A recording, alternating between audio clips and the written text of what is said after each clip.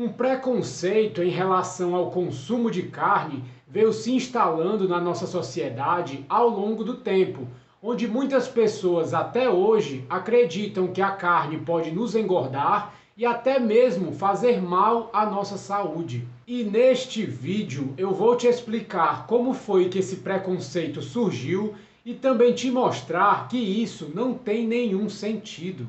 Então, se você ficou interessado, relaxe, respire fundo, abra a sua mente e vamos começar.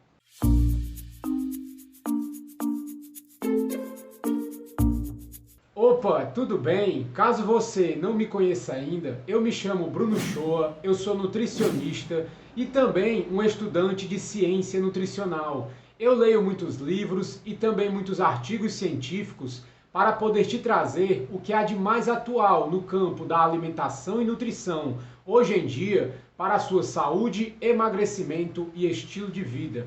E no vídeo de hoje nós vamos falar um pouco sobre as carnes. E aí, será se o consumo de carne realmente vai nos engordar e pode fazer mal à nossa saúde? Mas antes que você esqueça, já vai deixando seu like nesse vídeo, que já me motiva cada vez mais a trazer ainda mais conteúdos para você.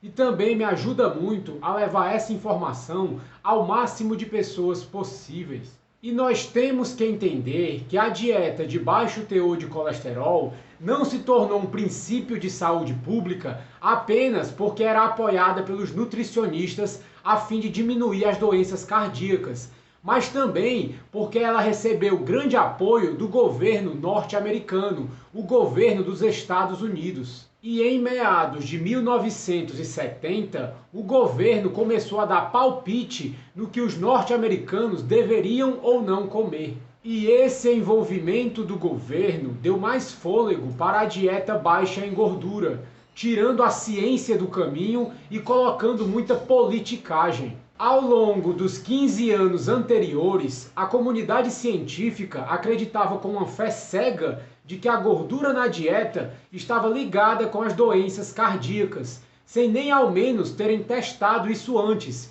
E quando realmente foram feitos esses testes, isso se provou falso. Porém, quando o governo se envolveu, as poucas oportunidades de autocorreção que os cientistas tinham se perderam de vez. Com a sua burocracia irracional, o campo do governo não é um local onde a ciência pode sobreviver. Quando o governo propôs a conhecida dieta coração, que é uma dieta baixa em gordura para prevenir doença cardíaca, isso se tornou um dogma onipotente, mesmo que os artigos científicos atuais mostrassem que ela estava errada. E como vocês podem perceber, a partir desse ponto foi praticamente impossível voltar atrás. E só para vocês terem uma ideia, em 1977, uma comissão do governo propôs uma audiência para debater a relação entre dieta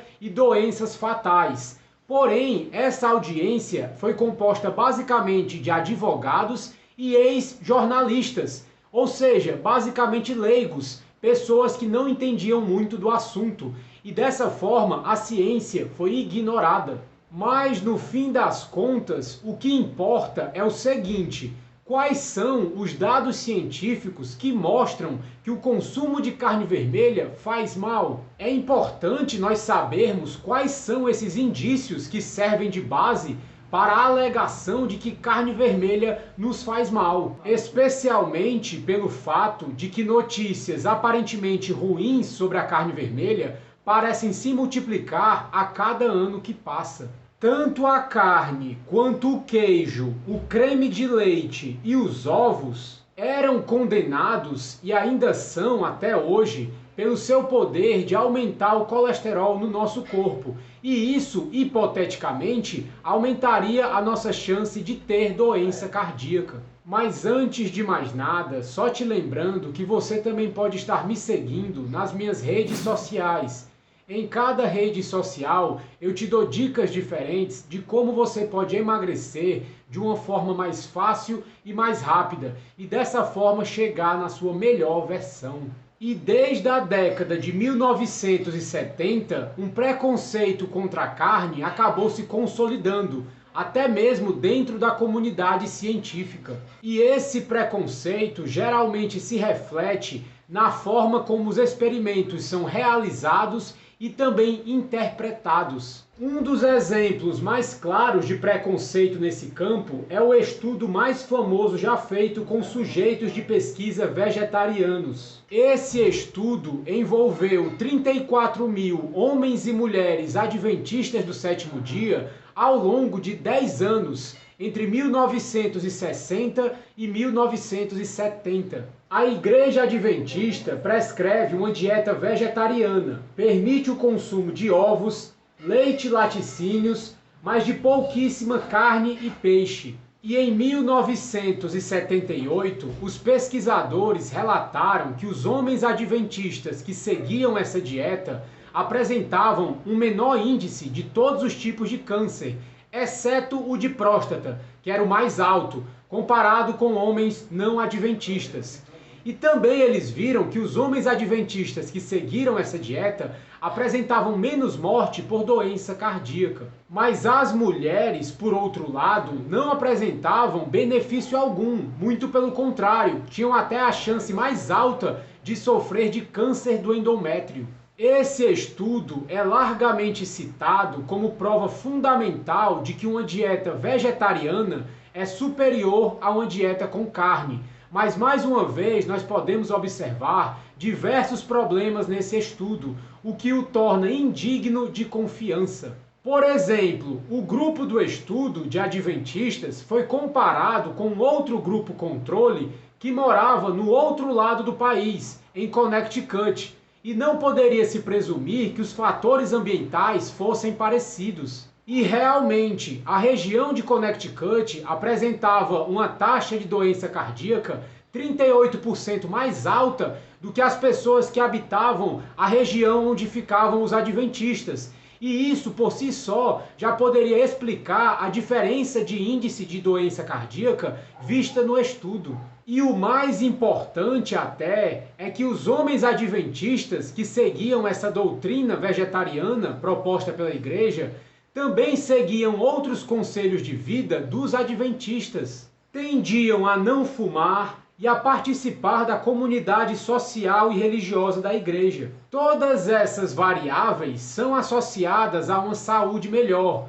de modo que se torna impossível determinar em que medida a dieta foi responsável pelos resultados. E além disso, a dieta só foi avaliada uma vez em 20 anos, e apenas para aquelas pessoas que se dispuseram a preencher um questionário. E isso acaba criando uma distorção, porque as pessoas que participam da pesquisa tendem a ser mais saudáveis do que as que não querem ou não podem participar. E muitos outros estudos observacionais mostram uma correlação entre consumir mais carne vermelha e mais problemas na saúde. Mas é sempre bom lembrar que esses estudos observacionais não podem mostrar causa e efeito, apenas levantar hipóteses e não podem nos dar uma resposta clara. Por exemplo, nesse tipo de estudo, os pesquisadores pegam um grupo de pessoas e eles observam que determinadas pessoas nesse grupo consomem uma grande quantidade de carne. E eles observaram também que esse grupo que consome mais carne tem mais problema na saúde. Então eles podem correlacionar a carne com o problema na saúde. Mas o que pode acontecer, que é muito mais provável, é o seguinte: a maioria dos médicos e profissionais da saúde hoje em dia aconselham a você comer pouca carne, porque na cabeça deles carne faz mal. Se uma pessoa que acha que carne faz mal come muita carne, quer dizer que ela não está muito preocupada com a saúde. Então ela pode estar pecando em outros aspectos da sua saúde. Provavelmente não vai ao médico com regularidade, não tomam medicamentos quando necessário, não fazem exercícios físicos com frequência, não frequentam eventos culturais, nem se interrelacionam de modo significativo com as suas comunidades. E já foi visto em estudos que todos esses fatores têm relação com a nossa saúde. E dessa forma, na maioria dos estudos que mostram essa correlação entre comer mais carne e ter menos saúde, a maioria dos participantes que consomem mais carne também tendem a ser sedentários e a fumar, além de pecar na saúde em outros aspectos da vida. Então, muito provavelmente, a carne não tenha nada a ver com isso. E da mesma forma, também é verdade que as pessoas que consomem mais frutas e hortaliças nas últimas décadas também são mais saudáveis, mas por motivos que não têm nada a ver com a dieta. Já foi constatado que pessoas que fazem um esforço consciente para seguirem as recomendações dos seus médicos, seja para tomar um remédio ou para fazer atividade física, tendem a ser mais saudáveis do que os que não fazem esse esforço. E esse efeito é chamado de efeito de observância ou de adesão, e foi descoberto em meados de 1970, em estudos feitos com medicamentos para o coração. Os pesquisadores descobriram que os participantes que tomavam religiosamente o medicamento reduziam a chance de infarto pela metade. Porém, os participantes que também tomavam o placebo, que era um remédio entre aspas, que não tinha nada, também diminuíam a chance de infarto pela metade. Ou seja, o valor objetivo da intervenção tinha menos importância do que a disposição de seguir as ordens do médico. De um modo geral, parece que as pessoas que seguem fielmente a orientação que é dada são bastante diferentes daquelas pessoas que tendem a não segui-las. Talvez elas cuidem mais de si mesmas de maneira geral, talvez sejam mais ricas. Seja como for, os estatísticos realmente admitem que esse efeito de observância é muito forte. Portanto, para ser significativa a correlação entre consumo de carne e doenças, ela tem que ser grande o suficiente para tornar insignificante esse efeito de observância, ou qualquer outra variável que possa nos causar confusão. E o caso de sucesso de hoje é um dos meus seguidores, que veio me agradecer no WhatsApp, porque apenas assistindo os meus vídeos e seguindo as minhas dicas, ele conseguiu perder 22,1 quilos em 90 dias. Ou seja, mais de 7 quilos por mês. E é isso que acontece quando você utiliza a melhor ciência nutricional da atualidade para o seu emagrecimento e a sua saúde. Bem, pessoal, mas por enquanto é isso. Eu espero que esse vídeo tenha te ajudado de alguma forma, tenha tirado o seu receio de comer carne, pode comer carne sem nenhum medo, e também você pode estar compartilhando esse vídeo com algum amigo seu que goste de comer carne, para ele poder comer carne sem nenhum peso na consciência. Mas eu vou ficando por aqui, a gente se vê no próximo vídeo, um abraço e tchau!